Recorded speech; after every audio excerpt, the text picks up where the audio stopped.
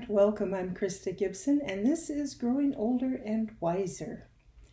I was talking to somebody the other day about the topics that I talk about here, and I've been doing this long enough now, one a week, that, I start going, well, what else is there to talk about? I've kind of talked about everything. And she said, something you've never talked about, and we don't hear a lot about, is the concept of fathering.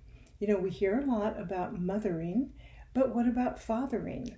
And, with Father's Day coming in June, and this is being recorded in early June 2024, I thought, what a great idea, because she's right. You'll read about, how to be a good mother to yourself and mothering yourself and that sort of thing. Rarely does anybody talk about fathering yourself. So I just want to talk about that a little bit. I think one of the reasons that we don't talk about it very much is because, unfortunately, many of us associate fathering with the traditional churchy God the Father. And God the Father in the churches that many of us were raised in is a punitive figure. He doesn't come across, and he's very strong, doesn't come across as particularly loving or kind. It's kind of like he's, where the mother says to the kids, you just wait till your father gets home. He'll handle this. It's that kind of energy that you see him as the one who's going to punish you, the one who's going to be mean to you, the one who's not there until something's wrong. And I think one of the first steps we need to do is let go of that image of fathering or being a father. And I think we also have to look at our own dads. Some of us had wonderful dads and some of us had not so good dads. And so again, and same thing with mothers. It's no different with mothers. You come up with the term father and right away it's like all those images. If they were good, you feel warm and fuzzy. And if they weren't so good, then you're like, don't even want to talk about that. So what I would suggest, number one, is let go of attaching whatever imagery you have of fathering or father to what we're talking about here. Because what I want to talk about is fathering ourselves. And so let's look at what is fathering. One of the first things I would suggest you do, as I've done, is look and say, okay, what do I attach to what I would consider to be good fathering? How would I want to be fathered? Whether I had it or not is beside the point. We're moving on. If you're working with fathers in counseling or therapy, that's awesome. This is different. We're talking about more of an archetype. So asking yourself, what is my inner father? What would I want an inner father to do for me? Well, you'd want him to provide some structure. You would want him to provide some intellect and some guidance to you. You would want to feel warm towards him. You want him to feel warm towards you. You want to feel safe.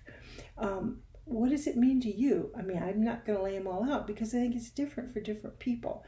But if you had an inner father, which you do, what would you like that inner father to do for you? Spend a bit of time thinking about what that would look like. What would make you feel fathered? I know you already know what would make you feel mothered because that's talked about so much. What would make you feel fathered? What would make you feel warm and safe and guided? Because I think for me, fathering is very much about guidance. I think when I think of an inner father, I think of the emperor in the Tarot, and I think of this masculine figure, this masculine strength, who knows a lot and who is willing to share that with me.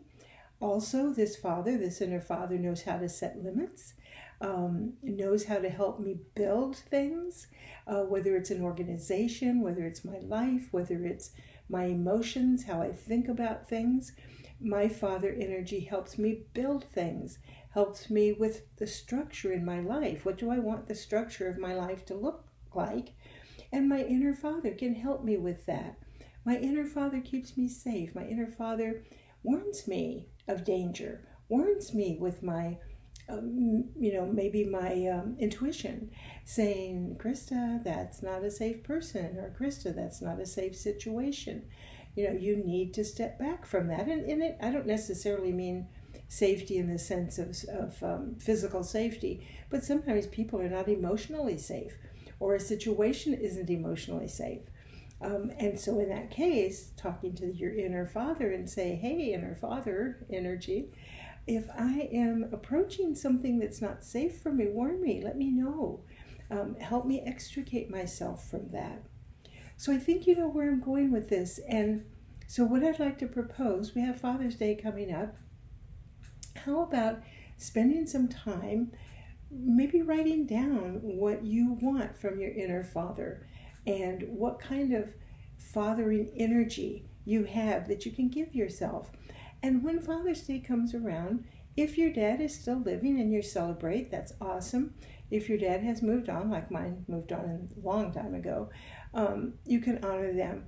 But make this Father's Day perhaps about your inner father and your inner fathering and what that looks like for you, and what do you need to do or not do to create that wonderful feeling of having your inner father right there, where you can easily access the energy whenever it's needed and where you can feel really good about it.